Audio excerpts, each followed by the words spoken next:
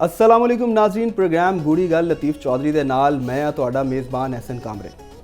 नाज़रीन, मुल्की सियासी माहौल पिछले कुछ दिनों तो बहुत गर्मी नज़र आ रही। कल DGISPR की प्रेस कॉन्फ्रेंस तो बाद तमाम हल्कियां दे विच ना सिर्फ उहदे ते बहस हो रही है बल्कि मुख्तलिफ किस्म का उहदे ते रद्द अमल भी आ रहा और पाकिस्तान तहरीक इंसाफ के मुख्तलिफ रहनुमावां ने उहदे हवाले नाल बयानात भी दिते हैं।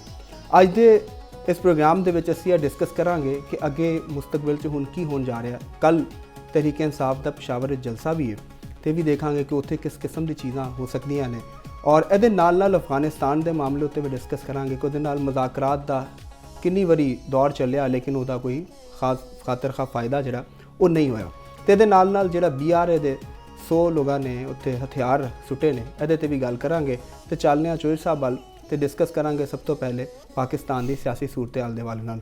जी चोई साहब अस्सलाम वालेकुम। वालेकुम सलाम। की सुनाओ कैसे मिजाज ने? शुक्र अल्लाह दा। थके थके कोई साह सूह चढ़िया मैनू लगता किधरों दौड़ा तो नहीं ला के आए? नहीं बस अज तुहानू पता फिर प्रोग्राम चल रहे हैं। अच्छा तुसी भी मसरूफ हो तो सियासत भी मसरूफ है। बस इंज ही चल रहा है, हलचल चल रही है। हलचल दोनों तरफ आग है बराबर लगी हुई। वाह क्या बात है। अच्छा तुसी सियासी सूरत हाल के बारे च मेरा ख्याल है पुछना चाह रहे हो गल नूं और असीं अपने नाजरीन नूं दसना भी इहो कुछ ही चाह रहे हो। तो देखो DGISPR की जिहड़ी प्रेस कॉन्फ्रेंस हुई और वो जिस तरह का उहदे च कॉन्टेंट सामने आया या बयानात सामने आए तो यह एक नैचुरल गल सी कि उहदे ते बहस तो होनी सी ते आफ्टर इफैक्ट्स तो होने सन बल्कि उतों बहुत सारे चीज़ां दे एंगल बनते हैं, सियासी एंगल बनते हैं और उस एंगल्स नूं लैके ते हर एक ने अपनी अपनी राय का इजहार करना सी और जिन्हों मुखातब किया गया सी जिहड़ी पार्टी नूं और जिहड़ी शख्सियत नूं तो डेफिनेटली उन्होंने भी रद्द अमल अपना किसी ना रंग दे विच ते कोई देना सी उन्होंने मुख्तलिफ रहनुमावां दे हवाले नाल मुख्तलिफ तो वो सानू इहदे ते कोई एडी वो गल नहीं है। तो जिहड़ा तुसीं सियासी माहौल दे अंदर गर्मी की गल की है तो मेरा ख्याल है कि सियासी माहौल की गर्मी जी मैनू ख्याल है मेरा कि असी वो गर्मी सियासी माहौल की उदों कहने जो सियासी सरगर्मियाँ जारी हो मुल्क के अंदर मुख्तलिफ सियासी जमातां किसी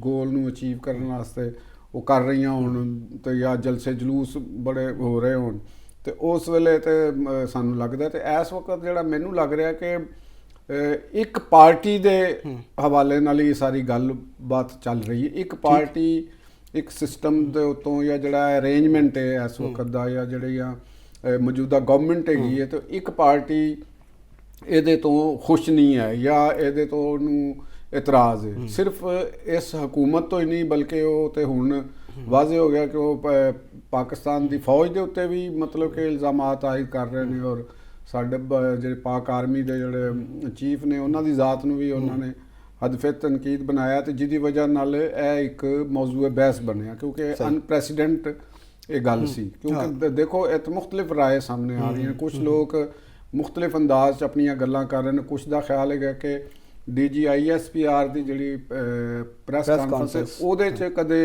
माजी दे विच इस तरह का लबो लहजा अख्तियार नहीं किया गया। वो तो DGISPR ने खुद भी कहता ना कि आज तो पहले असी कभी इस तरह का स्टांस नहीं लिया वो लेकिन बैने ही असी अगर वो वेखना दूसरी तरफ भी किसी पोलिटिकल पार्टी दे सरबराह की तरफों किसी सूबे के वजीर आला की तरफों या उस पार्टी के जुम्मेदारान की तरफों इस किस्म की सियासत नहीं की गई जिहदे विच बराह रास्त तुसी army chief of army staff के उत्ते तुसी ऐसो जिहा नैगेटिव गल्लां करो उन्हां दा नाम लैके करो या मुल्क की सलामती के अदारियां दे उत्ते करो ये भी पहले नहीं होया। पहले जो सब इशारातन भी होंदियां सन कदी खलाई मखलूक भी कह दिंदे सन कदी कुछ ए भी ते मामला वो इशारातन होना वो एक मखसूस एस्पैक्ट के हवाले नाल होंदियां सन कि जो इलैक्शन हो रहे हैं या मैनूवरिंग हो रही है वो असी भी ये गल्लां करते आ रहे हैं कि भी पॉलिटिक्स के अंदर मुदाखलत नहीं होनी चाहिए सियासत डेमोक्रेसी नूं मतलब समझ लो कि पूरे अदारे दे उत्ते नहीं कीता ए कहना चाह रहे हो। इस तरह दी कदे गल नहीं हुई कदे या कदे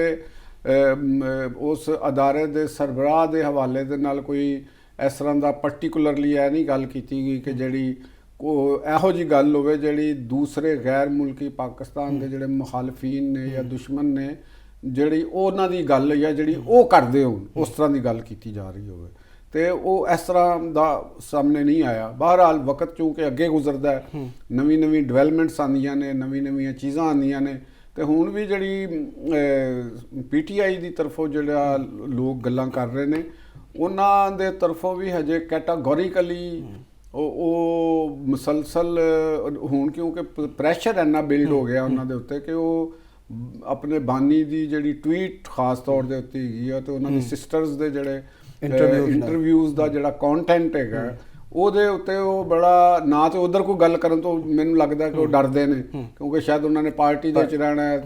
ਇਹ ਵੀ ਸਾਹਮਣੇ ਨਜ਼ਰ ਆਉਂਦਾ ਕਿ ਜੇ ਉਹ ਪਾਰਟੀ ਦੀ ਤੇ ਲਾਈਨ ਨਹੀਂ ਹੈਗੀ ਇਸ ਵੇਲੇ ਕੋਈ ਵੀ, ਮੇਰੇ ਖਿਆਲ 'ਚ ਪਾਰਟੀ ਲਾਈਨ ਨੂੰ ਕਹਿਣਾ ਕਿ ਜੀ ਇਹ ਪਾਰਟੀ ਦੀ ਲਾਈਨ ਹੈ, ਉਹ ਤੇ ਨਹੀਂ ਹੈ। ਉਹ ਤਾਂ ਕੱਲ DGISPR ਨੇ ਵੀ ਕਿਹਾ, ਜਦੋਂ ਉਹਨਾਂ ਨੂੰ ਪੁੱਛਿਆ ਤਾਂ ਕਹਿੰਦੇ ਸਾਨੂੰ ਪਤਾ ਨਹੀਂ ਹੈ ਬਿਆਨਾਂ ਕਿੱਥੋਂ ਚੱਲ ਰਿਹਾ। ਤੇ ਅਸਲ ਮਸਲਾ ਹੈਗਾ ਕਿ ਉਹ ਇਹ ਤੇ ਕਹਿੰਦੇ ਨੇ ਕਿ ਜੀ ਸਾਨੂੰ ਨਹੀਂ ਪਤਾ, ਜਾਂ ਚੂੰਕਿ ਚੁਨਾਚੇ, ਜਿਹੜੀ ਮੈਂ ਕੱਲ ਵੀ ਗੱਲ ਕੀਤੀ ਸੀ ਕਿ ਚੂੰਕਿ ਚੁਨਾਚੇ ਅਗਰ ਮਗਰ, ਤੇ ਉਹ ਇਹਦੇ ਵਿੱਚ ਰਹਿ ਕੇ ਤੇ ਉਹ ਖੁੱਲ ਕੇ ਗੱਲ ਵੀ ਨਹੀਂ ਕਰਦੇ ਆਪਣੇ ਉਸ ਟਵੀਟ ਨੂੰ ਮਤਲਬ ਕਿ ਮਜ਼ੰਮਤ ਕਰਨ ਕਿ ਉਹ ਨਹੀਂ ਹੋਣਾ ਚਾਹੀਦਾ। ਇਹ ਤੇ ਦਬੇ ਲਫ਼ਜ਼ਾਂ 'ਚ ਕਹਿ ਦਿੰਦੇ ਨੇ ਕਿ ਜੀ ਉਹ ਵੀ ਕਿਹਾ ਗਿਆ, ਇੱਕ ਜਿਵੇਂ ਅਲੀ ਮੁਹੰਮਦ ਖਾਨ ਦਾ ਸਾਹਿਬ ਦੀ ਗੱਲ ਸੀ ਕਿ ਜੀ वो क्योंकि एक्सेस नहीं है उनके पास, हाँ, तो वो कुछ जाएगा और पूछेगा, वो गल ऐ नहीं कि एक्सेस है ਜਾਂ ਨਹੀਂ ਹੈ। ਦੀਗਰ ਜਿਹੜੇ ਮਾਮਲਾਤ ਉੱਤੇ ਵੀ ਤੁਸੀਂ ਗੁਫ਼ਤਗੂ ਕਰਦੇ ਹੋ ਉਹ ਵੀ ਕੋਈ ਐਕਸੈਸ ਤਾਂ ਨਹੀਂ ਹੁੰਦੀ, ਉਹ ਵੀ ਤੇ ਉਹਨਾਂ ਦੀ ਸਿਸਟਰ ਜਾਂਦੀਆਂ ਨੇ ਤੇ ਬਾਹਰ ਆ ਕੇ ਗੱਲ ਕਰ ਦਿੰਦੀਆਂ ਨੇ। ਈਵਨ ਜਿਹੜਾ ਵਜ਼ੀਰ ਆਲਾ KP 'ਚ ਚੇਂਜ ਹੋਇਆ ਸੀ ਅਲੀ ਅਮੀਨ ਗੰਡਾਪੁਰ ਸਾਹਿਬ, ਉਹ ਵੀ ਤੇ ਅੰਦਰੋਂ ਹੀ ਕਤਲਾ ਹੀ ਆਈ ਸੀ, ਉਹ ਕਿਹੜਾ ਤੁਸੀਂ ਜਾ ਕੇ ਖੁਦ ਮੁਲਾਕਾਤ ਕੀਤੀ ਸੀ ਜਾਂ ਉਹਨਾਂ ਨੇ ਕਿਧਰੇ ਵੀਡੀਓ ਲਿੰਕ ਦੇ ਉੱਤੇ ਆ ਕੇ ਕਿਹਾ ਸੀ ਜੀ ਇਹ ਇਕਤਦਾਰ 'ਚ ਨਹੀਂ ਰਹਿਣਗੇ, ਉਹ ਚਲੇ ਗਏ। ਇਹ ਵੀ ਤੇ ਉਧਰੋਂ ਹੀ ਗੱਲ ਆਈ ਹੈ ਨਾ ਕਿ ਪਾਰਲੀਮਾਨੀ ਜਿਹੜਾ ਉਹ ਸਰਬਰਾਹ ਹੈਗਾ ਤੇ ਉਹ ਹੁਣ ਉਹ ਖਟਕ ਸਾਹਿਬ ਜਿਹੜੇ ਨੇ ਉਹ ਹੋਣਗੇ, ਬਾਕੀ ਤਾਂ ਹੁਣ ਇਹਦਾ ਉਹ ਵੀ ਤਾਂ ਤੁਸੀਂ ਮੰਨ ਲਿਆ ਨਾ, ਉਹ ਕਿਸ ਤਰ੍ਹਾਂ ਮੰਨ ਲਿਆ ਤੁਸੀਂ? ਅਗਰ ਇਹ ਗੱਲ ਹੈ ਤੇ PTI ਦੇ ਜਿਹੜੇ ਸਪੋਕਸਮੈਨ ਨੇ ਜਾਂ ਜਿਹੜੇ ਉਹਨਾਂ ਦੇ MNAs ਨੇ ਜਾਂ ਜਿਹੜੇ ਉਹਨਾਂ ਦੇ ਰਹਿਨੁਮਾ ਨੇ, ਇਹ ਜਿਹੜੀ ਮੈਂ ਅੱਗੇ ਗੱਲ ਕਰ ਰਿਹਾ ਨੈਰੇਟਿਵ ਆਫ ਮੀਡੀਆ ਦੀ ਜਿਹੜੀ ਵੈਪਨਾਈਜੇਸ਼ਨ ਹੈ, ਇਹ ਇੱਕ ਹਿਕਮਤ ਫਿਰ ਉਹ ਲੋਕ ਕਹਿੰਦੇ ਨੇ ਨਾ, ਲੋਕ ਜਿਸਲੇ ਤੁਹਾਡਾ ਤਰਜ਼ੇ ਅਮਲ ਦੇਖਦੇ ਨੇ ਕਿ ਇੱਕ ਹੀ ਤੁਸੀਂ ਇੱਕ ਨੂੰ ਸਹੀ ਵੀ ਕਹੀ ਜਾ ਰਹੇ ਹੋ ਤੇ ਨਾਲ ਹੀ ਉਹਨੂੰ ਇੱਕ ਜਵਾਬ ਵੀ ਦੇ ਰਹੇ ਹੋ, ਇਹ ਜਿਹੜੀ ਡਬਲ ਟ੍ਰਿਪਲ ਕਿਸਮ ਦੀ ਇੱਕ ਸਟ੍ਰੈਟਜੀ ਹੈ ਮੈਂ ਸਮਝਦਾ ਕਿ ਤੁਸੀਂ ਉਹਨੂੰ ਅਪਣਾ ਰਹੇ ਹੋ। ਤੇ ਇਹ ਤੁਹਾਡੇ ਅੰਦਾਜ਼ ਵਿੱਚ ਕਿਆ ਇਹ ਸਿਆਸੀ, ਇਹਨੂੰ ਪੋਲਿਟਿਕਸ ਕਹਿੰਦੇ ਨੇ? ਮੈਂ ਤਾਂ ਸਿੱਧੀ ਜੀ ਗੱਲ ਕਰਾਂਗਾ, ਇਟਸ ਨਾਟ ਐਨ ਪੋਲਿਟਿਕਸ। ਅੱਛਾ, ਹਾਂ, ਇਹ ਇੱਕ ਮੈਨੂਵਰਿੰਗ ਤੇ ਹੋ ਸਕਦੀ ਹੈ ਕਿ ਤੁਸੀਂ ਇਹਦਾ ਮਤਲਬ ਕਿ ਜਾਣਬੁੱਝ ਕੇ ਕਰ ਰਹੇ ਹੋ। ਇੱਕ ਬੰਦਾ ਚਾਹੇ ਉਹ ਪੋਲੀਟੀਕਲ ਪਾਰਟੀ ਦਾ ਮਕਸਦ ਕੀ ਹੁੰਦਾ? ਪੋਲੀਟੀਕਲ ਪਾਰਟੀ ਦਾ ਮਕਸਦ ਹੁੰਦਾ ਕਿ within the parameters constitution of a certain country ਤੇ ਉਹਦੇ ਚ ਤੁਸੀਂ ਇਕਤਦਾਰ ਚਾਹਨਾ ਔਰ ਆਪਣੇ ਪ੍ਰੋਗਰਾਮ ਨੂੰ ਤੁਸੀਂ ਉਹਦੇ ਤੇ ਕਰਨਾ। ਠੀਕ ਹੈ, ਕੋਈ ਤੁਹਾਡਾ ਚਾਹੇ ਲੀਡਰ ਹੈ ਚਾਹੇ ਤੁਹਾਡੀ ਪਾਰਟੀ ਦਾ ਕੋਈ ਸਰਬਰਾਹ ਹੈ, ਅਗਰ ਉਹ ਕੋਈ ਐਸੀ ਗੱਲ ਕਰਦਾ ਜਿਹੜੀ ਸਮਝੀ ਜਾਂਦੀ ਹੈ ਜਿਹਨੂੰ ਉਰਫੇ ਆਮ ਦੇ ਵਿੱਚ ਅਦਾਰੇ ਪਸੰਦ ਨਹੀਂ ਕਰਦੇ, ਦੂਸਰੀਆਂ ਸਿਆਸੀ ਪਾਰਟੀਆਂ ਉਹਦੇ ਤੇ ਤਨਕੀਦ ਕਰਦੀਆਂ ਨੇ, ਤੇ ਤੁਸੀਂ ਜਾਂ ਤੇ ਤੁਹਾਡੇ ਕੋਲ ਉਹਦਾ ਕੋਈ ਮੁਦੱਲਲ ਉਹਦਾ ਆਰਗੂਮੈਂਟ ਹੋਵੇ, ਤੁਸੀਂ ਉਹਦਾ ਮੁਦੱਲਲ ਆਰਗੂਮੈਂਟ ਬਿਆਨ ਕਰੋ ਕਿ ਇਹ ਇਸ ਤਰ੍ਹਾਂ ਇਹ ਇਸ ਤਰ੍ਹਾਂ, ਜਾਂ ਉਹ ਪਾਰਟੀ ਲੀਡਰ ਖੁਦ ਇਸ ਗੱਲ ਦੀ ਵਜ਼ਾਹਤ ਕਰ ਦੇਵੇ ਕਿ ਜੀ ਯਾਰ ਮੈਂ ਇਹ ਗੱਲ ਕਹੀ ਸੀ, ਕਈ ਦਫਾ ਹੁੰਦਾ ਤੇ ਉਹਦਾ ਮਤਲਬ ਗਲਤ ਲਿੱਤਾ ਗਿਆ, ਮੈਂ ਇਹ ਗੱਲ ਨਹੀਂ ਕਹਿਣਾ ਚਾਹੁੰਦਾ ਸੀ, ਮੈਂ ਇਹ ਕਹਿਣਾ ਚਾਹੁੰਦਾ ਸੀ। ਲੇਕਿਨ ਉਹ ਤੇ ਕਰਕੇ ਤੇ ਫਿਰ ਉੱਤੇ ਸਟੈਂਡ ਕਰਦੇ ਨੇ, ਉਹਦੇ ਤੇ ਸਟੈਂਡ ਕਰਦੇ ਨੇ, ਬਲਕਿ ਜਿਹੜਾ ਬੰਦਾ ਸਵਾਲ ਉਹਨਾਂ ਨੂੰ ਪੁੱਛ ਰਿਹਾ ਹੁੰਦਾ ਤੇ ਉਹਦੇ ਤੋਂ ਡਿਵੀਏਸ਼ਨ ਕਰਦੇ ਨੇ ਜਾਂ ਉਹਦੇ ਤੋਂ ਪਰੇ ਹਟ ਕੇ ਤੇ ਦੂਸਰੇ ਤਰਫ ਜਾਣ ਦਾ ਸ਼ੁਰੂ ਕਰਦੇ। ਜਿਵੇਂ ਅਲੀ ਮੁਹੰਮਦ ਖਾਨ ਸਾਹਿਬ ਨੇ ਕਿਹਾ ਜੀ ਦੇਖੇ ਨਾ ਜੀ ਉਹ ਮੁਲਕ ਦਾ ਤੁਸੀਂ ਸੋਚੋ ਨਾ, ਤੇ ਇਹ ਕਰਨਾ ਭਾਈ ਜਾਨ ਮੁਲਕ ਦਾ ਸੋਚਣ ਵਾਸਤੇ ਵੀ ਸਾਰੇ ਗਵਰਨਮੈਂਟ ਬੈਠੀ ਹੋਈ ਹੈ, ਕੱਲਾ ਮੁਲਕ ਤੁਸੀਂ ਸਿਰ ਤੇ ਨਹੀਂ ਚੁੱਕਿਆ ਹੈ ਕਿ ਜੇ ਚੰਦ ਬੰਦਿਆਂ ਨੇ ਮੁਲਕ ਤੁਹਾਡੇ ਨਾਂ ਦਾ ਹੈਗਾ ਜਾਂ ਤੁਸੀਂ ਨਾਂ ਉਹਦੇ ਰਜਿਸਟਰੀ ਕਰਾਈ ਹੈ, ਬਾਕੀ ਜਿਹੜੇ ਨੇ ਉਹ ਇਹਦੇ ਮਲਕੀਅਤ ਨਹੀਂ ਰੱਖਦੇ। ਤੁਸੀਂ ਆਪਣੇ ਲੀਡਰ ਦੀ ਜਾਂ ਆਪਣੀ ਪਾਰਟੀ ਦੇ ਮਨਸੂਰ ਦੀ ਦੋ ਟੋਕ ਅਲਫਾਜ਼ ਦੇ ਵਿੱਚ ਗੱਲ ਕਰੋ, ਵਜ਼ਾਹਤ ਦਿਓ, ਫਿਰ ਤੁਹਾਨੂੰ ਪਤਾ ਲੱਗੇ ਤੁਸੀਂ ਆਵਾਮ ਦੇ ਕੋਲ ਜਾਣਾ ਹੈ। ਇਸ ਤਰੀਕੇ ਦੇ ਨਾਲ ਤੁਹਾਡਾ ਅਗਰ ਇਹ ਰੱਦੇ ਅਮਲ ਹੈਗਾ, ਇਹ ਤਰਜ਼ੇ ਅਮਲ ਹੈਗਾ ਕਿ ਕੋਈ ਸਿਸਟਰਸ ਜਿਹੜੀਆਂ ਨੇ ਉਹ ਕੁਛ ਕਹਿ ਰਹੀਆਂ ਨੇ ਤੇ ਤੁਸੀਂ ਕੁਛ ਕਹਿ ਰਹੇ ਹੋ, ਜਿਹੜੇ PTI ਦੇ ਚੇਅਰਮੈਨ ਸਮਝੇ ਜਾ ਰਹੇ ਨੇ ਜਾਂ ਕਹੇ ਜਾ ਰਹੇ ਨੇ, ਵਿਚਾਰਿਆਂ ਦੀ ਕੀ ਔਕਾਤ ਹੈਗੀ ਕਿ ਜਦੋਂ ਉਹਨਾਂ ਦੀ ਸਿਸਟਰ ਜੋ ਕਹਿ ਦਿੰਦੀਆਂ ਨੇ ਤੇ ਉਹਦੇ ਪਿੱਛੇ ਵੀ ਤੁਸੀਂ ਲੱਗ ਜਾਂਦੇ, ਤੇ ਉੱਥੇ PTI ਦਾ ਚੇਅਰਮੈਨ ਕੌਣ ਹੈ, ਉਹਨਾਂ ਦਾ ਰਹਿਨੁਮਾ ਕੌਣ ਹੈ, ਉਹਨਾਂ ਦਾ ਪਾਰਲੀਮਾਨੀ ਲੀਡਰ ਕੌਣ ਹੈ? ਇਹ ਸਾਰੀਆਂ ਬੇਮਾਨੀ ਕਿਸਮ ਦੀਆਂ ਗੱਲਾਂ। ਅੱਛਾ, ਮਤਲਬ ਤੁਹਾਨੂੰ ਕੀ ਲੱਗਦਾ ਹੈ ਕਿ ਤਹਿਰੀਕ ਇਨਸਾਫ ਦੇ ਵਿੱਚ ਯੂਨਿਟੀ ਨਹੀਂ ਹੈ, ਪਾਕਟਸ ਨੇ, ਕਿ ਤੁਸੀਂ ਇਹਨੂੰ ਕਿਸ ਤਰ੍ਹਾਂ ਦੇਖ ਰਹੇ ਹੋ? ਉਹਦੇ ਅੰਦਰ ਪਾਕਟਸ ਔਰ ਯੂਨਿਟੀ ਇੰਜ ਹੈ ਵੇ ਕਿ ਉਹਨਾਂ ਦੀਆਂ ਸਿਸਟਰਸ ਜਾਂਦੀਆਂ ਨੇ, ਉਹ ਬਿਆਨ ਕਰਦੀਆਂ, ਉਹਨਾਂ ਨੂੰ ਪੁੱਛੋ ਕਿ ਤੁਸੀਂ ਪਾਰਟੀ, ਉਹ ਕਹਿ ਦਿੰਦੀਆਂ ਨੇ ਜੀ ਸਾਡਾ ਤੇ ਪਾਰਟੀ ਨਾਲ ਨਹੀਂ ਕੋਈ ਤਾਲੁਕ, ਠੀਕ, ਅਸੀਂ ਤੇ ਆਪਣੇ ਭਰਾ ਦੇ ਨਾਲ ਆ ਰਹੇ ਹਾਂ। ਠੀਕ ਹੈ ਨਾ ਜੀ। ਔਰ ਜੇ ਤੁਸੀਂ ਪਾਰਟੀ ਵਾਲਿਆਂ ਦੇ ਨਾਲ ਵੀ ਗੱਲ ਕਰੋ ਤੇ ਉਹ ਵੀ ਕਹਿਣਗੇ ਤੇ ਉਹ ਤੇ ਗੈਰ ਸਿਆਸੀ ਖਵਾਤੀਨ ਨੇ ਤੇ ਗੈਰ ਸਿਆਸੀ ਕੰਮ ਨੇ ਤੇ ਅਸੀਂ ਪਾਰਟੀ ਦੇ ਸਿਆਸੀ ਸਪੋਕਸਮੈਨ। ਤੇ ਜਿਹੜਾ ਪੀਟੀਆਈ ਦਾ ਵਜ਼ੀਰ ਆਲਾ ਹੈ ਉਹ ਕੋਈ ਗੱਲ ਕਰ ਰਿਹਾ ਹੈ ਤੇ ਉਹ ਜੀ ਉਹ ਵਜ਼ੀਰ ਆਲਾ, ਮਤਲਬ ਕਿ ਕੋਈ ਤੁਹਾਡੇ ਵੱਲੋਂ ਕੋਈ ਮੁਤਫਿਕਾ ਤਰਜਮਾਨ ਹੈ ਕਿ ਜਿਹਦੀ ਗੱਲ ਨੂੰ ਇਹ ਸਮਝਿਆ ਜਾਏ ਕਿ ਇਹ ਪੀਟੀਆਈ ਦੀ ਗੱਲ ਹੈ, ਬਾਨੀ ਪੀਟੀਆਈ ਦੀ ਗੱਲ ਹੈ। ਇਹਦਾ ਮਤਲਬ ਹੈਗਾ ਕਿ ਇਹ ਤੁਸੀਂ ਇੱਕ ਜਿਹੜੇ ਪੀਟੀਆਈ ਦੇ ਪਿੱਛੇ ਪਲੈਨਰਸ ਹੋਣਗੇ ਜਾਂ ਜਿਹੜੇ ਉਹਨਾਂ ਨੂੰ ਮਸ਼ਵਰੇ ਦੇ ਰਹੇ ਹੋਣਗੇ ਲੋਕ, ਬੈਕ ਬਿਹਾਈਂਡ ਦੀ ਡੋਰ ਹੋਣਗੇ ਕੁਝ ਲੋਕ, ਜ਼ਰੂਰੀ ਨਹੀਂ ਹੁੰਦਾ ਕਿ ਸਾਹਮਣੇ ਚਿਹਰੇ ਨਜ਼ਰ ਆ ਰਹੇ ਹੋਣ, ਬਹੁਤ ਸਾਰੇ ਲੋਕ ਹੋਣਗੇ।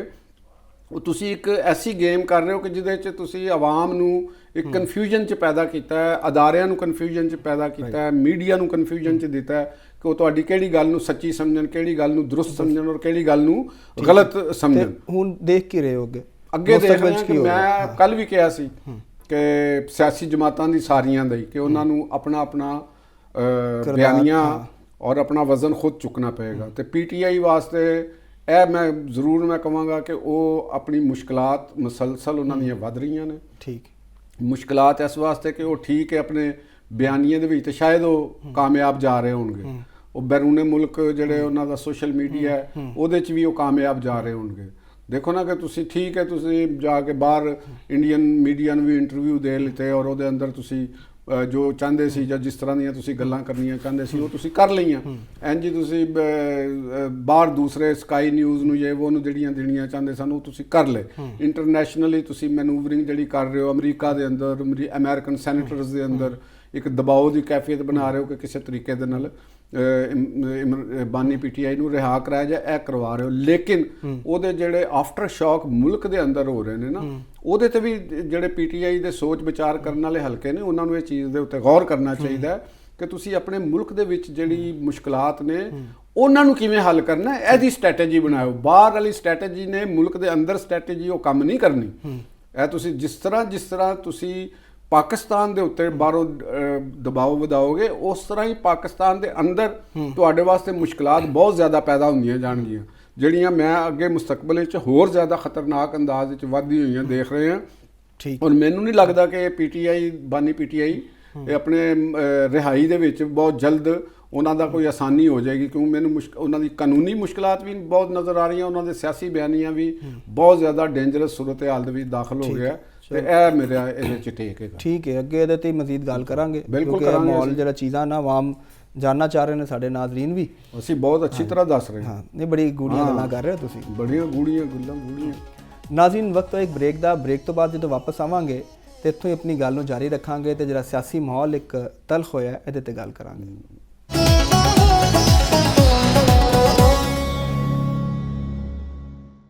ਵੈਲਕਮ ਬੈਕ ਨਾਜ਼ਰੀਨ ਮੁਲਕੀ ਸਿਆਸੀ ਮਾਹੌਲ ਦੇ ਹਵਾਲੇ ਨਾਲ ਅਸੀਂ ਗੱਲਬਾਤ ਕਰ ਰਹੇ ਹਾਂ ਕਿ ਇਹ ਹੁਣ ਪਾਕਿਸਤਾਨ ਤਹਿਰੀਕ ਇਨਸਾਫ ਦੀ ਕੀ ਅੱਗੇ ਸਟ੍ਰੈਟਜੀ ਹੋਏਗੀ ਤੇ ਉਹਦਾ ਮੁਸਤਕਬਲ ਕੀ ਹੈ, ਤੇ ਇਹਦੇ ਨਾਲ ਨਾਲ ਕੱਲ ਪਿਸ਼ਾਵਰ ਵਿੱਚ ਪਾਕਿਸਤਾਨ ਤਹਿਰੀਕ ਇਨਸਾਫ ਦਾ ਜਲਸਾ ਹੈ ਤੇ ਇਹਦੇ 'ਚ ਇਹ ਗੱਲ ਕਰਨੇ ਆ ਕਿ ਉਹਦੇ 'ਚ ਕਿਸ ਕਿਸਮ ਦੀਆਂ ਤਕਰੀਰਾਂ ਹੋਣਗੀਆਂ, ਕਿ ਉੱਥੇ ਵੀ ਸਾਨੂੰ ਕੋਈ ਤਲਖੀ ਨਜ਼ਰ ਆਏਗੀ, ਕੋਈ ਗਰਮਾ ਗਰਮ ਤਕਰੀਰਾਂ ਨਜ਼ਰ ਆਉਣਗੀਆਂ ਜਾਂ ਉੱਥੇ ਕੁਝ ਮਾਹੌਲ ਨੂੰ ਨਾਰਮਲਾਈਜ਼ ਕਰਨ ਦੀ ਕੋਸ਼ਿਸ਼ ਕੀਤੀ ਜਾਏਗੀ। ਜੀ ਜੋ ਸਾਹਿਬ ਕੱਲ ਜਲਸਾ ਜੇ? ਹਾਂ ਬਿਲਕੁਲ ਜਲਸਾ ਹੈ ਤੇ ਤੁਸੀਂ ਮੇਰੇ ਖਿਆਲ ਜਾਣਾ ਹੋਏਗਾ ਇੱਥੋਂ, ਕਿਉਂਕਿ ਇਰਾਦਾ ਫਿਲਹਾਲ ਨਹੀਂ ਹੈਗਾ। ਨਹੀਂ ਮੈਂ ਵੈਸੇ ਅੱਜ ਤੱਕ ਉਹਨਾਂ ਦੇ ਕਿਸੇ ਜਲਸੇ 'ਚ ਨਹੀਂ ਗਿਆ। ਅੱਛਾ ਠੀਕ ਹੈ, ਵੈਸੇ ਠੀਕ ਉੱਥੇ ਕਵਰ ਕਰਨ ਗਿਆ, ਕਵਰ ਬਿਲਕੁਲ ਜਾਣਾ ਚਾਹੀਦਾ। ਔਰ ਹੁਣ ਕਿਉਂਕਿ ਹੋ ਵੀ ਪਿਸ਼ਾਵਰ ਦੇ ਵਿੱਚ ਰਿਹਾ ਉੱਥੇ ਤੇ ਇੱਥੋਂ ਜਾਣਾ ਵੀ ਬੜਾ ਔਖਾ ਕੰਮ ਹੈ, ਕੋਈ ਆਸਾਨ ਤੇ ਹੈ ਨਹੀਂ ਕਿ ਗੱਡੀਆਂ ਭਰ ਕੇ ਜਾਣ ਉਧਰ। ਗੱਡੀਆਂ ਨਹੀਂ ਭਰ ਕੇ ਜਾਂਦੀਆਂ ਅੱਜ ਕੱਲ, ਵਲੌਗਰ ਭਰ ਕੇ ਜਾਂਦੇ ਨੇ ਵੈਸੇ। ਅੱਛਾ ਵਲੌਗਰਾਂ ਨੂੰ ਤੇ ਚਾਹੀਦਾ ਹੈ ਨਾ ਕੋਈ ਸ਼ਾਇਦ, ਉਹਨਾਂ ਨੂੰ ਤੇ ਜਿਵੇਂ ਕਿਸੇ ਨੂੰ ਭੁੱਖੇ ਨੂੰ ਰੋਟੀ ਚਾਹੀਦੀ ਹੈ ਨਾ ਤੇ ਉਹਨਾਂ ਨੂੰ ਖਬਰ ਦਾ ਇੰਤਜ਼ਾਰ ਹੁੰਦਾ ਹੈ ਕਿ ਸ਼ਾਇਦ ਕੋਈ ਮਿਲ ਜਾਵੇ ਤੇ ਉਹ ਇਸ ਵਾਸਤੇ ਉਹ ਜਾਂਦੇ ਨੇ ਤੇ ਉਹਨਾਂ ਦਾ ਜਾਣਾ ਬਣਦਾ ਵੀ ਹੈ ਕਿ ਜਿੱਥੇ ਖੁਰਾਕ ਹੋਵੇ ਤੇ ਉੱਥੇ ਪਹੁੰਚਣਾ ਹੁੰਦਾ। ਚੂਹਾ ਰਿਪੋਰਟਾਂ ਵੀ ਤੇ ਲੈਣੀਆਂ ਨੇ ਤੇ ਫਿਰ ਅੱਗੇ ਕਿਸੇ ਤਰੀਕੇ ਨਾਲ ਵਲੌਗਾਂ ਦੇ ਉਹਨਾਂ ਦੇ ਢਿੱਡ ਵੀ ਤੇ ਭਰਨਾ ਹੈ ਤੇ ਬਹਰਹਾਲ ਉਹ ਜਲਸਾ ਕਰਨ ਜਾ ਰਹੇ ਨੇ ਨੋ ਡਾਊਟ। ਔਰ ਉੱਥੇ ਪੀਟੀਆਈ ਦੀ ਕਿਆਦਤ ਜੋ ਸੁਣਨ 'ਚ ਆ ਰਿਹਾ ਕਿ ਪੀਟੀਆਈ ਦੀ ਕਿਆਦਤ ਵੀ ਉੱਥੇ ਇਨਵਾਈਟ ਕੀਤੀ ਗਈ ਹੈ ਔਰ ਜਿਹੜੀ ਤਹਿਰੀਕ ਤਹਫੁਜ਼ ਆਈਨ ਹੈਗੀ ਤੇ ਖਾਸ ਤੌਰ ਦੇ ਉੱਤੇ ਜਿਹੜੇ ਮਹਿਮੂਦ ਖਾਨ ਅਚਕਜ਼ਈ ਸਾਹਿਬ ਨੇ ਔਰ ਅਲਾਮਾ ਜਿਹੜੇ ਨੇ ਉਹ ਜਿਹੜੇ ਤਹਿਰੀਕ ਨਾਸਰ ਸਾਹਿਬ ਜਿਹੜੇ ਨੇ, ਨਾਸਰ ਅਲਾਮਾ ਨਾਸਰ ਰਾਜਾ ਨਾਸਰ ਸਾਹਿਬ ਜਿਹੜੇ ਨੇ ਉਹਨਾਂ ਨੂੰ ਵੀ ਮਦਊ ਕੀਤਾ ਗਿਆ ਤੇ ਉਹ ਹੁਣ ਬਸ ਸਾਰੇ ਮੁਕਰਰ ਨੇ, ਸਾਰੇ ਸਿਆਸਤਦਾਨ ਨੇ। ਅੱਛਾ, ਜ਼ਈ ਸਾਹਿਬ ਨਾਲ ਤੁਹਾਡੀ ਖਸੂਸੀ ਮੁਹੱਬਤ ਹੈ? ਉਹ ਮੈਨੂੰ ਬੜੇ ਚੰਗੇ ਲੱਗਦੇ ਨੇ, ਵੈਸੇ ਵੀ ਮੇਰਾ ਸੋਹਣੇ ਲੱਗਦੇ ਨੇ। ਅੱਛਾ ਹੈਂ, ਮੇਰਾ ਦਿਲ ਕਰਦਾ ਉਹਨਾਂ ਨੂੰ ਵੇਖ ਕੇ ਨਾ, ਮੇਰੇ ਐਵੇਂ ਹੀ ਦਿਲ ਆ ਜਾਂਦਾ, ਦਿਲਦਾਰ ਸਦਕੇ। ਕਿਆ ਬਾਤ, ਗਾਣਾ ਹੈ ਨਾ, ਹਾਂ, ਲੱਖ ਵਾਰ ਸਦਕੇ। ਤੇ ਮੇਰਾ ਦਿਲ ਕਰਦਾ ਉਹਨਾਂ ਦੇ ਸਦਕੇ ਜਾਣ ਦੇ ਉੱਤੇ ਕਿ ਉਹਨਾਂ ਦੇ ਇਸ ਉਮਰ 'ਚ ਵੀ ਸਿਆਸਤ ਕਰ ਰਹੇ ਨੇ। ਤੇ ਹੁਣ ਇਮਰਾਨ ਖਾਨ ਨੂੰ ਰਿਹਾ ਕਰਾਉਣ ਨੇ ਕਿ ਪਹਿਲੇ ਤੇ ਉਹ ਪਸ਼ਤੋ ਬੋਲਣ ਵਾਲਿਆਂ ਦੇ ਵਾਸਤੇ ਕੋਈ ਉਹਨਾਂ ਦੇ ਹਕੂਕ ਲੈ ਰਹੇ ਸਨ ਨਾ। ਤੁਹਾਨੂੰ ਪਤਾ ਨਾ ਕਿ ਉਹ ਪਸ਼ਤੋ ਸਪੀਕਿੰਗ ਦੀ ਨੁਮਾਇੰਦਗੀ ਕਰਦੇ ਨੇ, ਉਹ ਮੇਰੀ ਜਾਂ ਤੁਹਾਡੀ ਨੁਮਾਇੰਦਗੀ ਨਹੀਂ ਕਰਦੇ ਤੇ ਤੁਸੀਂ ਖੁਸ਼ ਨਹੀਂ ਹੋਣਾ, ਕਿਉਂਕਿ ਉਹ ਉਹਨਾਂ ਦਾ ਇੱਕ ਨਜ਼ਰੀਆ ਠੀਕ ਹੈ। ਤੇ ਉਹ ਅੱਗੇ ਲੱਗੇ ਨੇ ਪੂਰੇ ਪੂਰੇ ਪਾਕਿਸਤਾਨ ਦੇ ਤਰੀਕੇ ਤੋਂ ਫਲਿਆਣੀ ਪਾਕਿਸਤਾਨ, ਉਹਨਾਂ ਦਾ ਦਿਲ ਆਇਆ ਹੈ ਇਮਰਾਨ ਖਾਨ ਸਾਹਿਬ ਦੇ ਉੱਤੇ। ਔਰ ਸਾਨੂੰ ਇਹਦੇ ਤੇ ਇਤਰਾਜ਼ ਵੀ ਕੋਈ ਨਹੀਂ ਕਿ ਦਿਲ ਹੈ ਜੀ, ਜਿਹਦੇ ਤੇ ਮਰਜ਼ੀ ਆ ਜਾਏ ਤੇ ਠੀਕ ਹੈ ਨਾ। ਤੇ ਅਸੀਂ ਤੇ ਨਹੀਂ, ਅਸੀਂ ਕੌਣ ਹੁੰਨੇ ਆ ਵਿੱਚ ਉਹਨਾਂ ਦੀ ਰਾਹ 'ਚ ਰੁਕਾਵਟ ਬਣੀਏ, ਉਹਨਾਂ ਨੂੰ ਕਹੀਏ ਕਿ ਵੀ ਉਹ ਆਪਣੇ ਤੌਰ ਤੇ ਉਹ ਆਇਨ ਨੂੰ ਤਹਫਜ਼ ਵੀ ਦੇਣਾ ਚਾਹ ਰਹੇ ਨੇ। ਉਹ ਕਹਿੰਦੇ ਨੇ ਜੀ ਆਇਨ ਦੇ ਮੁਤਾਬਕ ਹੁਕਮਰਾਨੀ ਕਰੋ। ਪਤਾ ਨਹੀਂ ਹੁਣ ਆਇਨ ਉਹ ਕਿਹੜਾ, ਕੋਈ ਹੋਰ ਉਹਨਾਂ ਦੇ ਕੋਲ ਆਪਣਾ ਆਇਨ ਹੈ ਜਾਂ ਕਿਹੜੇ ਆਇਨ ਦਾ ਤਹਫਜ਼ ਕਰ ਰਹੇ ਨੇ। ਇੱਧਰ ਤੇ ਆਇਨ ਦੇ ਵਿੱਚ ਤਰਮੀਮਾਂ ਹੋਈ ਜਾ ਰਹੀਆਂ ਨੇ। ਜਿਨ੍ਹਾਂ ਦਾ ਆਇਨ ਹੈਗਾ ਉਹ ਅਸੈਂਬਲੀ 'ਚ ਪਾਰਲੀਮੈਂਟ 'ਚ ਬੈਠੇ ਨੇ, ਉਹ ਵੀ ਪਾਰਲੀਮੈਂਟ ਦੇ ਵਿੱਚ ਮੌਜੂਦ ਹੈਗੇ ਨੇ, ਤੇ ਉਹ ਕਿਹੜੇ ਆਇਨ ਦਾ ਤਹਫਜ਼ ਕਰ ਰਹੇ ਨੇ। ਤੇ ਉਹ ਫਿਲਹਾਲ ਕਮ ਸੇ ਕਮ ਮੇਰੀ ਵੈਸੇ ਸਮਝ 'ਚ ਨਹੀਂ ਆਇਆ, ਬਾਕੀ ਸਮਝਦਾਰ ਲੋਕ ਨੇ। ਉਹਨਾਂ ਕੋਲ ਜਿਹੜਾ ਇੱਕ ਬਲੈਕ ਐਂਡ ਵਾਈਟ ਕਾਪੀ ਹੋ ਰਹੀ ਨਾ ਪੁਰਾਣੀ, अब शायद वो पुराना कोई आइन 1973 ਦਾ ਕਹਿੰਦੇ ਨੇ। 1973 ਦੇ ਆਇਨ ਤੋਂ ਹੁਣ ਤੱਕ ਤੇ ਬਹੁਤ ਤਰਮੀਮਾਂ ਉਹਦੇ 'ਚ ਹੋ ਵੀ ਚੁੱਕੀਆਂ ਨੇ। ਤੇ ਅਲਾਮਾ ਜਿਹੜੇ ਨੇ ਨਾਸਰ ਸਾਹਿਬ ਜਿਹੜੇ ਨੇ ਉਹ ਵੀ ਬੜੇ ਦਬੰਗ ਆਦਮੀ ਨੇ ਔਰ ਬੜੇ ਵਹਦਤੁਲ ਮੁਸਲਮੀਨ ਨਾਮੀ ਇੱਕ ਤਨਜ਼ੀਮ ਹੈ ਤੇ ਉਹ ਮੈਨੂੰ ਵੀ ਉਹ ਵੀ ਬੜੇ ਚੰਗੇ ਲੱਗਦੇ ਨੇ।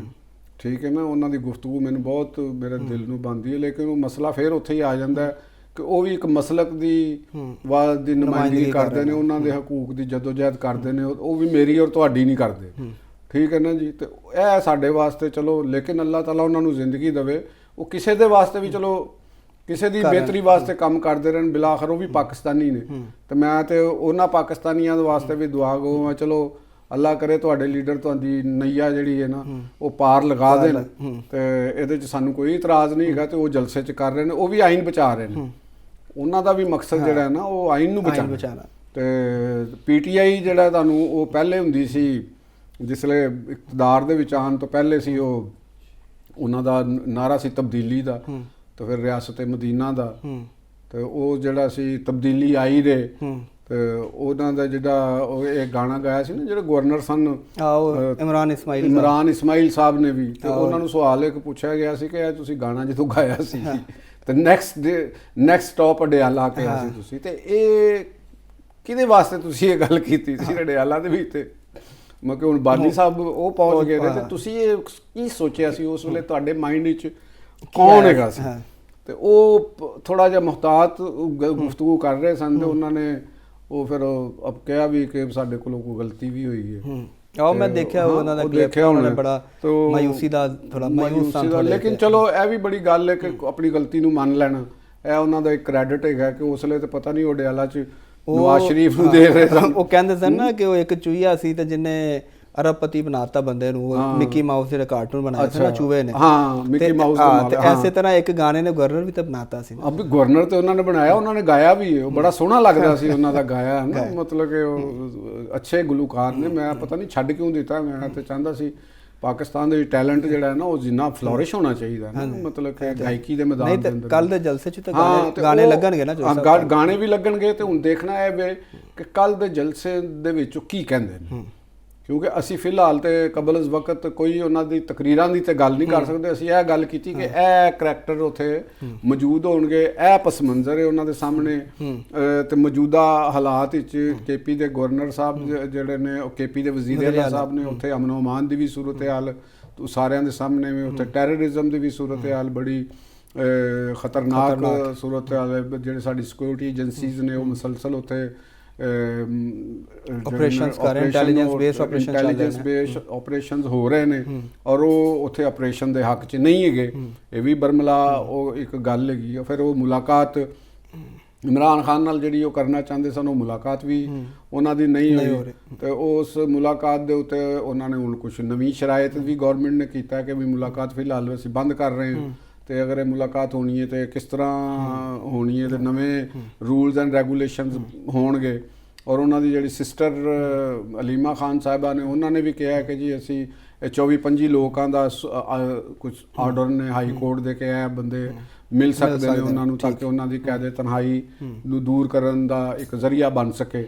ਤੇ ਇਹ ਇੱਕ ਲੀਗਲ ਤੇ ਕਾਨੂੰਨੀ ਪਹਿਲੂ ਨੇ, ਕੌਣ ਮੁਲਾਕਾਤ ਕਰਦਾ ਹੈ, ਕਿੰਨੇ ਮੁਲਾਕਾਤ ਹੁੰਦੀ ਹੈ, ਕਿਉਂਕਿ ਜਿਹੜਾ ਕੈਦੀ ਹੁੰਦਾ ਉਹਦੇ ਵਕਲਾ ਨੂੰ ਤੇ ਮੁਲਾਕਾਤ ਕਰਨ ਦੀ ਇਜਾਜ਼ਤ ਹੁੰਦੀ ਹੈ, ਤਾਂ ਕਿ ਆਪਣੇ ਕੇਸ ਦੇ ਹਵਾਲੇ ਨਾਲ ਕੋਈ ਡਿਸਕਸ ਕਰ ਸਕਣ ਔਰ ਕੋਈ ਚੀਜ਼ਾਂ ਕਰ ਸਕਣ।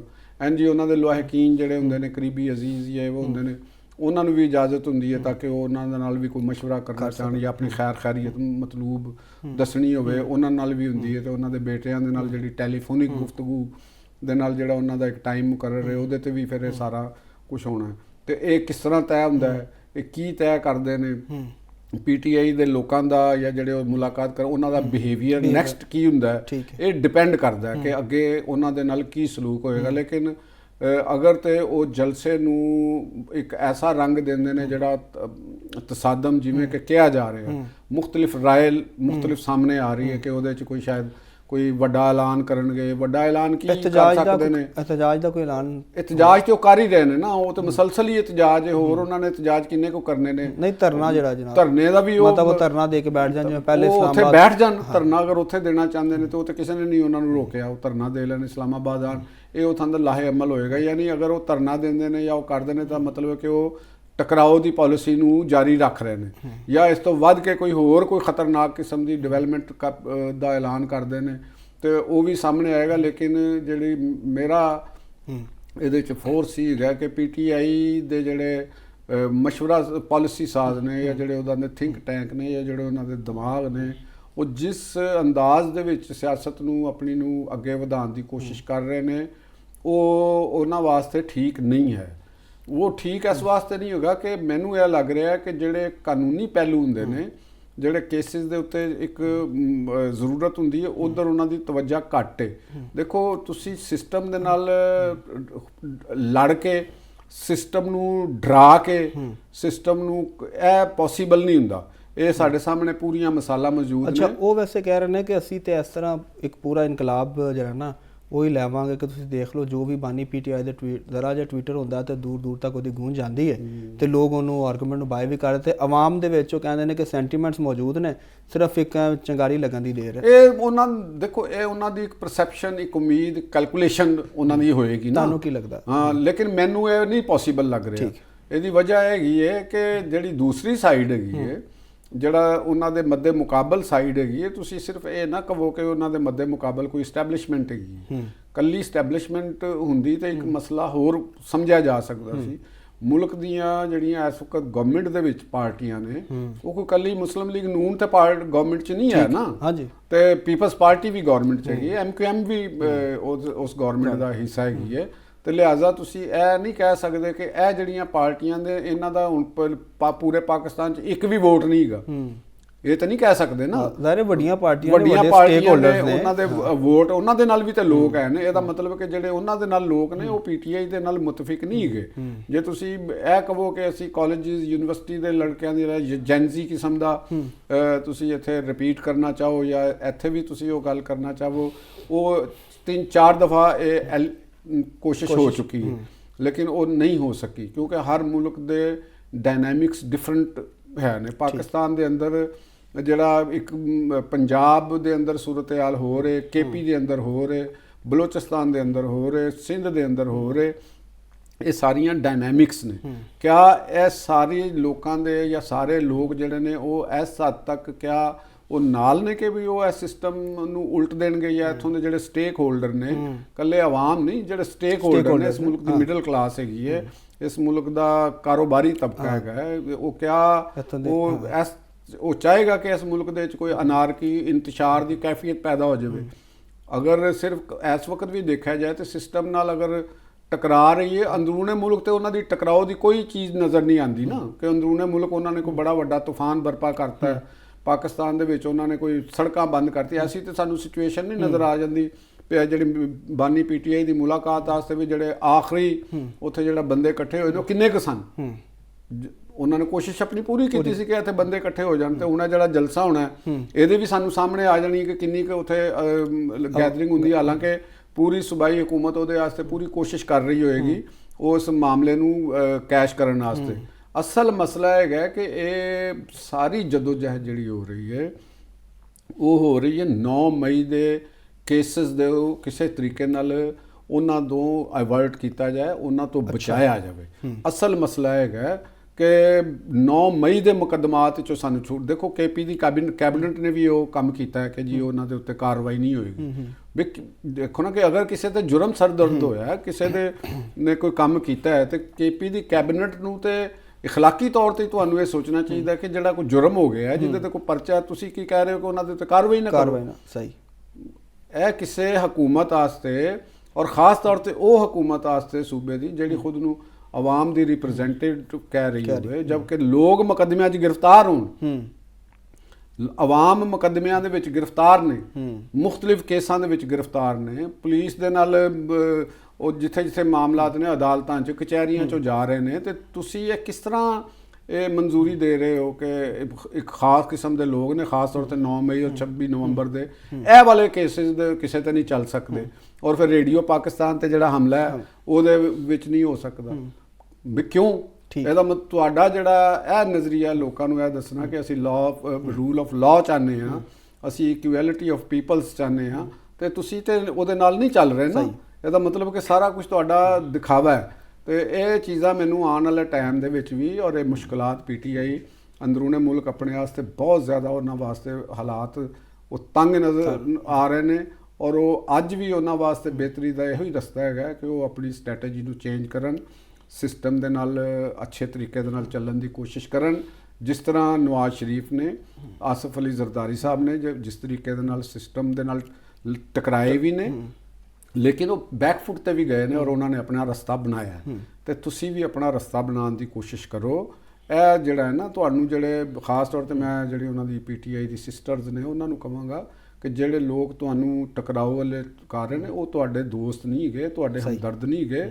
ਇਹਨਾਂ ਲੋਕਾਂ ਦੇ ਕੋਲੋਂ ਬਚੋ ਔਰ ਆਪਣੇ ਮਾਮਲਾਤ ਨੂੰ ਇੱਕ ਰਾਈਟ ਡਾਇਰੈਕਸ਼ਨ ਦੇ ਉੱਤੇ ਦੇਵੋ, ਇੱਕ ਮੁਤਦਲ ਰਸਤਾ ਅਖਤਿਆਰ ਕਰੋ, ਸਿਸਟਮ ਨੂੰ ਨਾਲ ਚੱਲੋ ਤੇ ਉਹਦੇ ਕੋਲੋਂ ਰਾਇਤ ਲਓ ਤੇ ਸਿਆਸਤ ਕਰੋ। ਹਾਂ, ਔਰ ਸਿਆਸਤ ਕਰੋ। ਤਾਂ ਮੇਰਾ ਖਿਆਲ ਹੈ ਕਿ ਇਹ ਰਸਤਾ ਉਹਨਾਂ ਵਾਸਤੇ ਬਿਹਤਰ ਹੈ। ਹਾਂ, ਕਿਉਂਕਿ ਸਿਆਸਤ ਜਿਹੜੀ ਉਹ ਤੇ ਬੜੀ ਇੱਕ ਪੋਜ਼ਿਟਿਵ ਚੀਜ਼ ਹੈ, ਔਰ ਐਸੇ ਲਈ ਹੀ ਸਿਆਸਤ ਕੀਤੀ ਜਾਂਦੀ ਹੈ ਔਰ ਸਿਆਸੀ ਤਰੀਕੇ ਨਾਲ ਮਾਮਲਾਤ ਹੱਲ ਕਰਨ ਦੀ ਕੋਸ਼ਿਸ਼ ਕੀਤੀ ਜਾਂਦੀ ਹੈ ਤਾਂ ਕਿ ਟਕਰਾਓ ਨਾ ਹੋਵੇ ਔਰ ਸਾਰੇ ਅਫਾਮੋ ਤਫਹੀਮ ਨਾਲ ਆਪਸ 'ਚ ਬਹਿ ਕੇ ਤੇ ਮਾਮਲਾਤ ਹੱਲ ਕਰਨ। ਤੇ ਨਾਜ਼ਰੀਨ, ਵਕਤ ਹੋਇਆ ਇੱਕ ਬ੍ਰੇਕ ਦਾ। ਬ੍ਰੇਕ ਤੋਂ ਬਾਅਦ ਜਦੋਂ ਵਾਪਸ ਆਵਾਂਗੇ ਤੇ ਅਫਗਾਨਿਸਤਾਨ ਦੀ ਸੂਰਤ ਹਾਲ ਦੇ ਹਵਾਲੇ ਨਾਲ ਗੱਲ ਕਰਾਂਗੇ।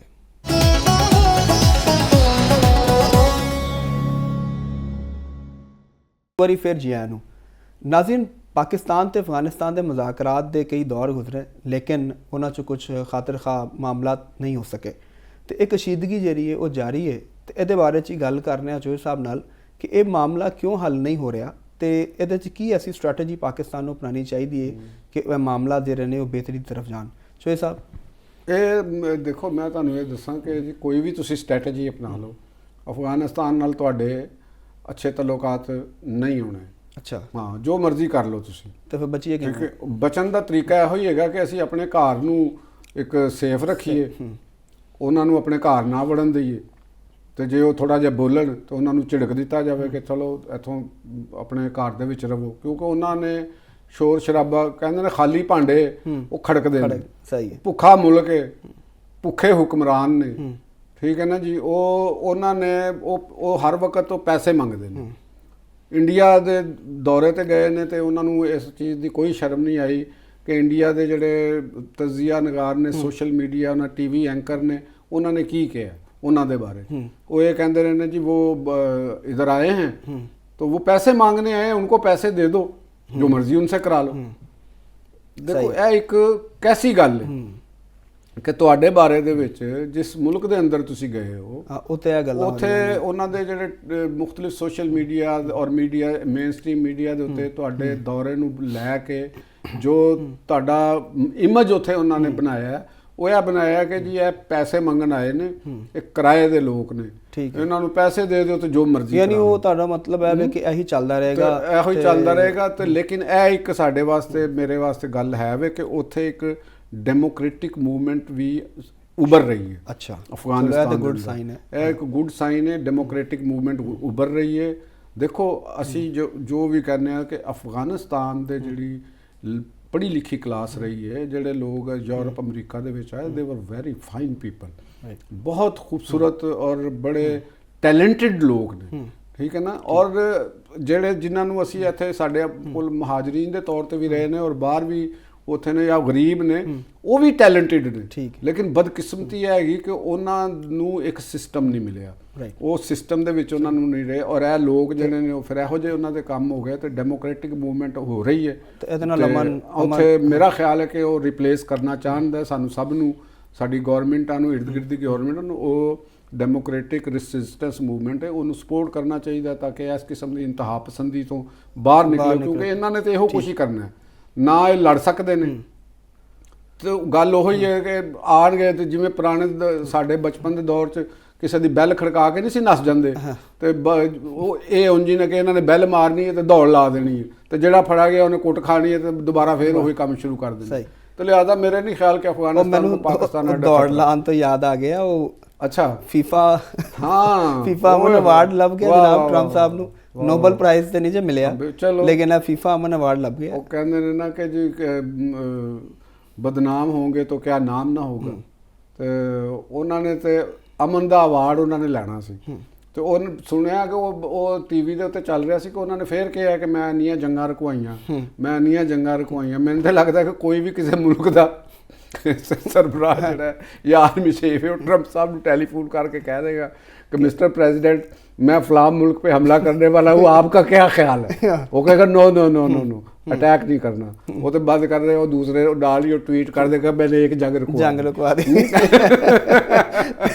ਵੈਸੇ ਮੈਂ ਤੁਹਾਨੂੰ ਇੱਕ ਦੱਸਾਂ, ਮੈਨੂੰ ਤੇ ਲੱਗਦਾ ਕਿ ਅਵਾਰਡ ਜਿਹੜਾ ਨਾ ਉਹ ਕਿਉਂਕਿ ਜਿੰਨਾ ਟਰੰਪ ਸਾਹਿਬ ਨੇ ਦਿਆ ਨਾ, ਮੈਂ ਇਹ ਵੀ ਜੰਗ ਰੁਕਾਈ ਤਾਂ ਉਹਨਾਂ ਨੇ ਕਿਹਾ ਕਿਉਂਕਿ ਭੱਜ ਦੌੜ ਹੀ ਕਰਦੇ ਰਹੇ ਨੇ ਤੇ ਇਹਨਾਂ ਨੂੰ ਫੀਫਾ ਅਮਨ ਅਵਾਰਡ ਹੀ ਦੇ ਦਿਓ। ਇੱਕ ਨੋਬਲ ਪੀਸ ਪ੍ਰਾਈਜ਼ ਤੇ ਇੱਕ ਡਿਗਨਿਟੀ ਔਰ ਉਹਦਾ ਇੱਕ ਆਨਰ ਹੈਗਾ।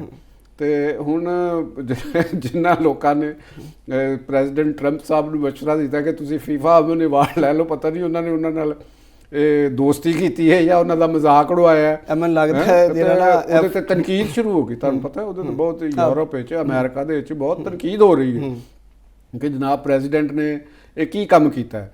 ਤੇ ਉਹ ਪ੍ਰੈਜ਼ੀਡੈਂਟ ਸਾਹਿਬ ਵੈਸੇ ਤੇ ਜਿਹੜੀ ਜੱਜਿਸ ਉਹ ਕਹਿੰਦੇ ਨੇ ਦੱਸੋ ਨਾ ਜੱਜਿਸ ਕੌਣ ਨੇ ਤੇ ਕਿਸ ਕ੍ਰਾਈਟੇਰੀਆ ਦੇ ਉੱਤੇ ਇਹ ਫੈਸਲਾ ਹੋਇਆ। ਕ੍ਰਾਈਟੇਰੀਆ ਕੋਈ ਨਹੀਂ, ਉਹ ਕਹਿੰਦਾ ਕਿ ਉਹਨਾਂ ਦਾ ਤਾਂ ਫਰਮਾਨਾ ਹੈ ਨਾ ਕਿ ਮੈਨੇ ਕਹਾ ਹੈ कि मैंने जंगें बंद कराई,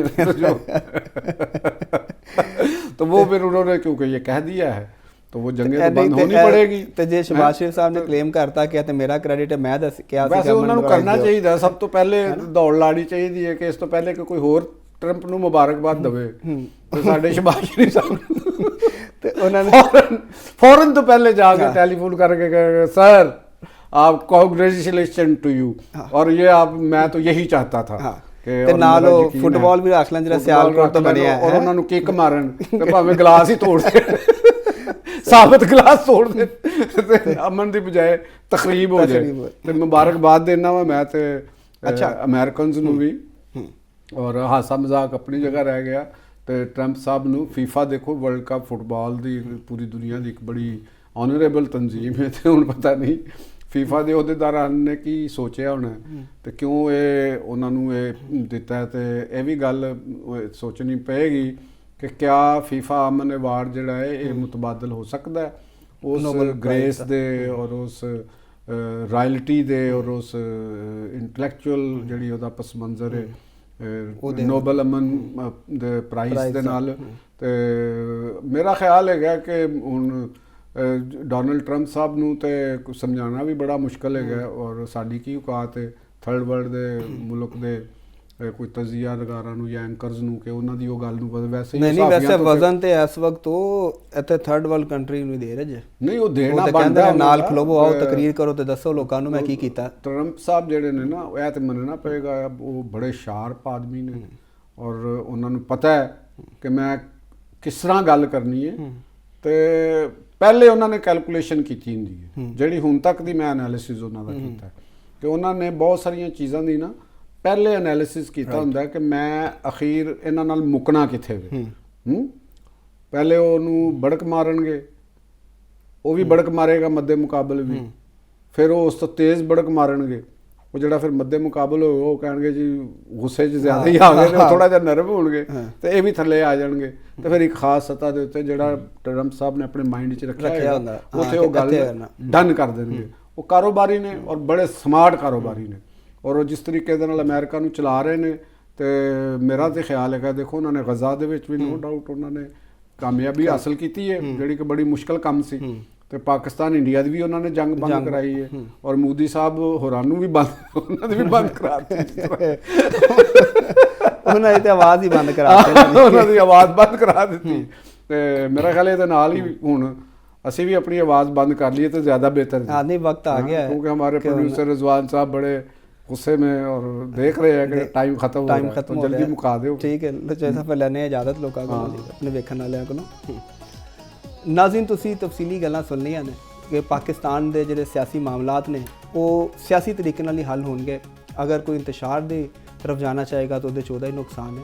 ਤੇ ਬਹਰਹਾਲ ਜੀ ਐਸੇ ਉਮੀਦ ਦੇ ਨਾਲ ਕਿ ਪਾਕਿਸਤਾਨ ਦੇ ਮਾਮਲਾਤ ਤੇ ਪਾਕਿਸਤਾਨ ਦੇ ਹਾਲਾਤ ਜਿਹੜੇ ਨੇ ਉਹ ਬਿਹਤਰ ਹੋਣ ਤੇ ਪਾਕਿਸਤਾਨ 'ਚ ਅਮਨ ਹੋਵੇ ਤੇ ਅਸੀਂ ਤੁਹਾਡੇ ਕੋਲ ਇਜਾਜ਼ਤ ਚਾਹੁੰਦੇ ਹਾਂ। ਹੁਣ ਹਾਜ਼ਰ ਹੋਵਾਂਗੇ ਅਗਲੇ ਜੁਮੇਰਾਤ ਤੇ ਕਰਾਂਗੇ ਗੂੜੀ ਗੱਲ ਲਤੀਫ ਚੌਧਰੀ ਦੇ ਨਾਲ।